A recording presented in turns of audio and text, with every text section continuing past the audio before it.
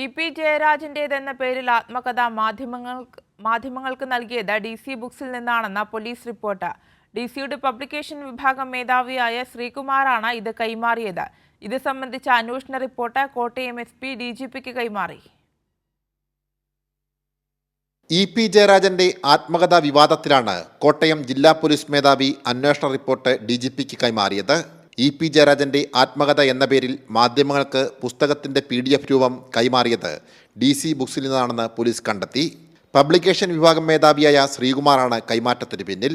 തന്റേത് എന്ന പേരിൽ പുറത്തുവന്ന ആത്മകഥയുമായി തനിക്ക് ബന്ധമില്ലെന്ന് ഇ.പി. ജയരാജൻ നേരത്തെ വ്യക്തമാക്കിയിരുന്നു. വിവാദങ്ങൾക്ക് പിന്നിൽ രാഷ്ട്രീയ ലക്ഷ്യമാണ്. അതിനാൽ അന്വേഷണം വേണമെന്നും ഇ.പി. ജയരാജൻ ആവശ്യപ്പെട്ടിരുന്നു. ഇതിന്റെ അടിസ്ഥാനത്തിലാണ് പോലീസ് അന്വേഷണം ആരംഭിച്ചത്. ഇ.പിയുമായി DC ബുക്സിന് കരാർ ഉണ്ടായിരുന്നില്ലെന്ന് ആദ്യഘട്ടത്തിൽ തന്നെ വ്യക്തമായിരുന്നു. ഇതിനെ തുടർന്നാണ് പുതിയ അന്വേഷണ റിപ്പോർട്ട് DGPക്ക് സമർപ്പിച്ചിട്ടുള്ളത്. സനോജ് സുരേന്ദ്രൻ, കൈരളി ന്യൂസ്, കോട്ടയം.